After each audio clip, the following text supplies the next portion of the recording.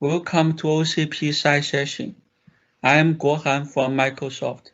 Today, my colleagues and I will talk about how the SAI community has extended SAI beyond single switching ASIC. This is a joint work with many SAI community members. SAI started from a single switching ASIC abstraction API. Over these years, we are seeing SAI has been adopted by all major switch ASIC vendors. Now users are asking for extending SAI beyond a single switching ASIC. First, we have extended SAI to cover Gearbox and MACSEC chips, which are widely used for link speed adaptation and security applications. My colleague Bithika from Facebook will cover this topic in details in later presentation. Second, we have extended SAI to cover multi-MPU systems such as the VOQ system, in which line card switching chips and fabric switching chips work together to form a switching fabric. In this scenario, users can use SAI to program distributed switching systems such as chassis. In the past year, we have also released the SAI 1.5 and 1.6, which contains many other new features and enhancements, such as NAT, CAMV2, MPS segment routing, debug drop counters, fine-grained ECMP, and many more. Next, my colleague Bithika will walk you through the SAI Gearbox MACSEC API. Hello, my name is Bithika Khargharia. I'm a technical program manager at Facebook and I support the engineering teams that develop and operationalize AppBoss, which is Facebook open source network operating system. I'm here today to talk about the work that the SAI community did last half in developing specifications for switch platform components beyond the switching ASIC, namely the Gearbox and MACSEC, the predominant use cases for which came both from Facebook and from Microsoft. Before I dive deeper into the use cases and the SAI specifications, taking a moment here to briefly explain what the role of these non-switching ASICs are in a switch platform. So you see a picture here of the Phy connected to the Mac using system side interface and to the transceiver using the line side interface.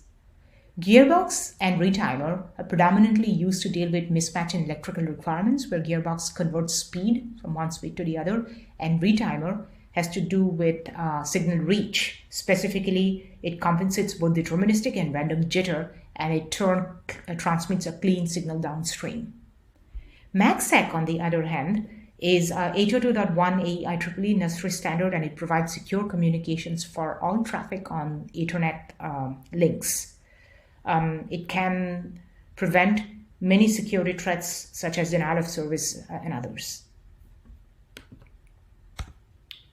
Here is an example of a Facebook use case for Gearbox and retimer that was also presented at the community kickoff meeting for this work. We use these in our OCP design-based fabric switch we refer to as Minipack, which is a 4RU switch using Broadcom Tomahawk 3. It has support for two different PIM types, one of which is more current and one's future, but PIM 16Q supports Broadcom reverse gearbox with support for about 16 times 200 gig ports or 8 times 200 gig ports with a dumb FPGA on the PIM. PIM 4DD supports 400 gig ports also with a dumb FPGA on the PIM, and it has a Broadcom retimer on the PIM. This slide here shows the parameters of the Gearbox ASIC, which is a Broadcom 81724 ASIC, with the system side which faces towards the ASIC and the line side which faces towards the transceivers. It has things like the channel count, channel speed, the modulation type, and so on and so forth. The slide here shows how the Phy is programmed in the Gearbox mode to convert 250 gig PAM4 to 425 gig NRZ. We use this mode for 40 gig and 100 gig port speeds. This slide shows the Phy programmed in a retimer mode to convert 450 gig PAM4 to to 450 gig PAM4, and we use this for 200 gig port speeds. With the use case now understood, here we talk about the functional components of the Phy, be it Gearbox or MACSEC, from the point of view of its programmability and maintenance. Ultimately, the SAI APIs would provide a vendor-agnostic abstraction to program and maintain the Phy via its various functional components. So here we talk about its key functional areas, which include things like the control interface, which is essentially an MDI interface to access the Phy read-write control registers. Firmware management, which has to do with bringing up the Phy by downloading the required microcode to the Phy. Phy configurations, mostly used after Phy boot up, and these configurations, proper configurations would of course be necessary to activate the Phy, and configurations would include things like lane mapping, lane polarity settings, PTP, etc. Other things like Phy state that maintains port link status, Phy information, and then of course Phy statistics. This picture here has been taken from the Gearbox specification, which is in GitHub, and it shows a picture of how the Gearbox was modeled for SAI. You see here that the Phy is treated as a layer 1 switch, and it is modeled as a SAI switch object. And few principles that were used in the design of the SAI APIs for both the Gearbox and MACSEC is every Phy resource is defined as a SAI object, and each object supports create, delete, get, set counters, and also object functionalities can be configured via attributes. In the picture here, you see the SAI switch object, which is the primary object to control each Phy in the platform independently. And it supports things like Phy initialization, firmware information and management, etc. The second object is, you see in the picture here, is the lane object. And this lane object is mostly used to provide the mapping from system-side lanes to line-side lanes. You also see the port object type, which represents logical combination of lanes as ports. Side port will provide the configuration option for system and line-side port. And finally, you see the port connector object, which is used to create a relationship between the system-side port object and the line-side port object in a Phy driver. In most cases, line-side to system-side mapping is fixed, but in some cases, users may have a need to change this mapping, in which case this comes handy.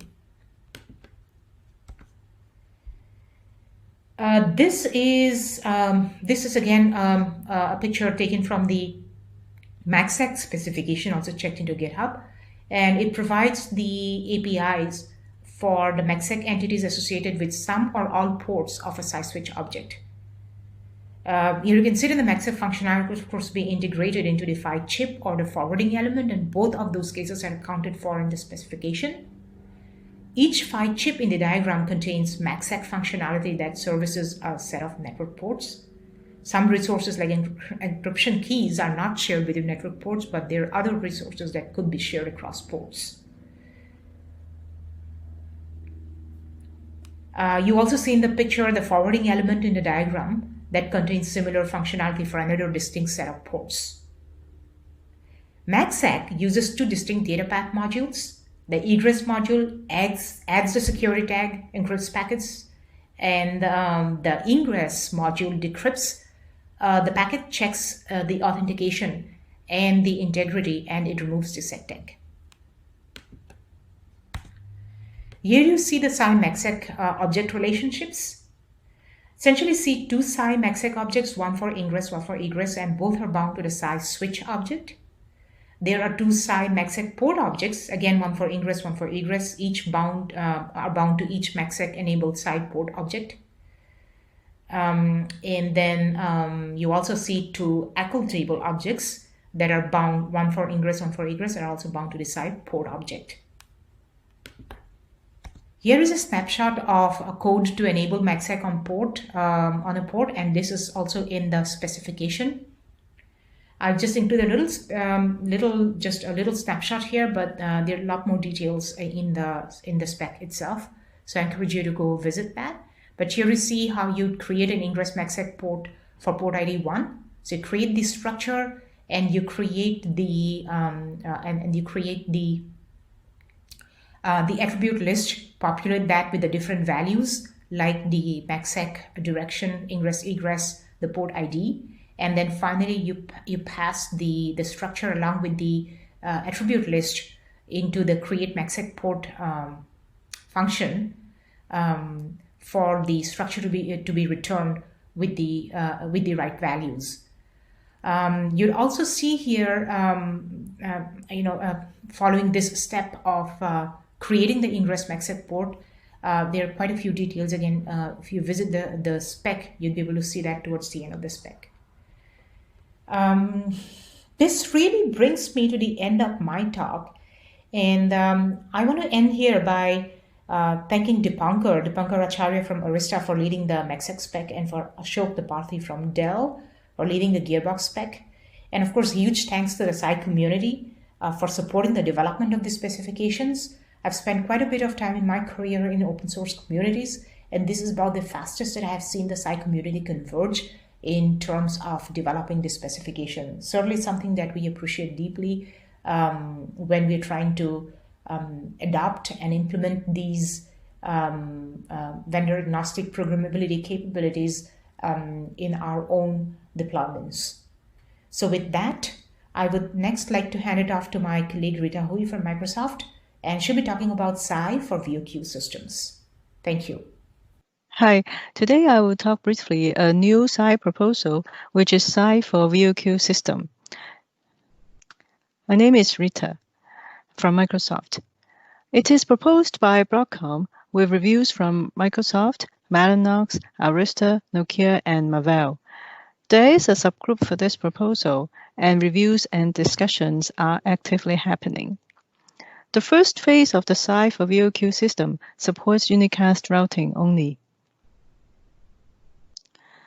I will give a quick introduction for a VOQ system. A VOQ system here is defined as a router or switch built with ASICs, which supports VOQ virtual overqueuing. A major characteristic of a VOQ-based ASIC is that it has a clear separation of ingress and egress pipeline. For a given packet, the ingress-egress pipeline can be within the same chip or spanning two different chips. At ingress, the packet would go through packet processing blocks. After destination port and traffic class or QoS decision for the packet is obtained, the packet would then be queued into one of the VOQ at the ingress pipeline. A VOQ is typically per port per priority. When there's available bandwidth to send a packet out, the packet is dequeued at ingress and sent to the egress chip through a fabric. The egress chip is where the outgoing port resides. Secondly, there can be different form factors for a VOQ-based system.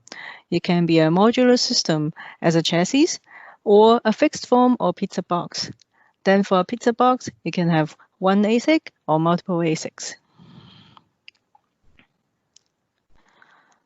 In a VOQ-based system, it is essential to set up VOQs for all ports of the system at all the switching ASICs that have network-facing ports. A system port SAI object is added in this proposal. A system port is a new SAI object representing network-facing ports or interfaces to CPUs. In one SAI switch, which represents a single ASIC, for each network-facing port or CPU port, a system port SAI object will be created.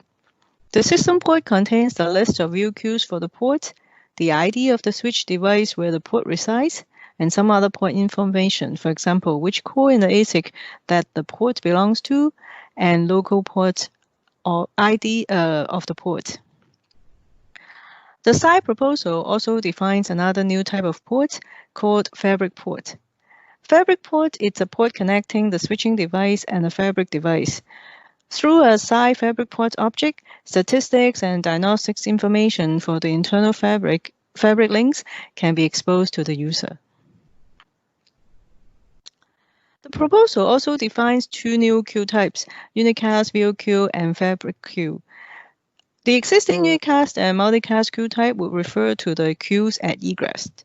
Unicast VOQ is associated with a double-red profile, and it has a lot of VOQ-specific statistics, such as forward, drop, color statistics.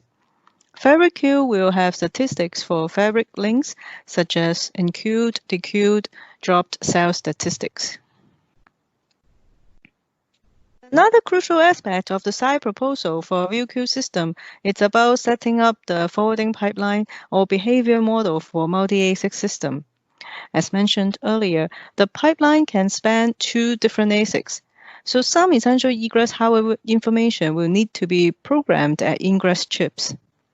In the current SAI behavior model, at a high level, 4 main SAI APIs are needed to create 4 major tables: route table, next hop table, neighbor table, and the route interface riff table.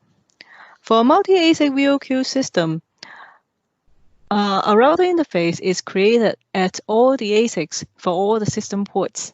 Then after ARP is learned, a SAI local neighbor entry is created at the chip connecting to the neighbor. This chip will be egress chip for a router packet. A neighbor entry index at the egress chip will be synchronized to all ingress chips in the form of an opaque hardware index.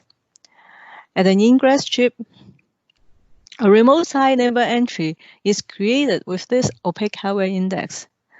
The rest of APIs, create next hop and create route entry, remain the same for VOQ system. With these 4 APIs, the tables for the routing behavior model of a VOQ system are set up, and the system will be ready to route a packet for a given prefix. This VOQ system proposal is currently work in progress in the community, and we are targeting to close this in the upcoming SAI release. Thanks for Rita for the introduction of VOQ SAI. Looking forward into the coming year, we see many more active areas for SAI. We're going to extend the MACSEC into VXLAN tunnel so that the security is ensured between remote systems. We plan to further enhance a few more areas for the SAI on VOQ system, and we'll continue to develop more features on ASIC diagnostic and telemetry area. Last but not the least is that we're going to start extending SAI to cover more 5G scenarios. The success of SAI will not continue without all your support. We're calling the community for more adoptions. Talk to us, and we're happy to work with you to extend SAI to support your scenario. The SAI community is open to all of you. We have main list, wiki, and GitHub. Our Thursday weekly meeting is also open to everybody. Thanks.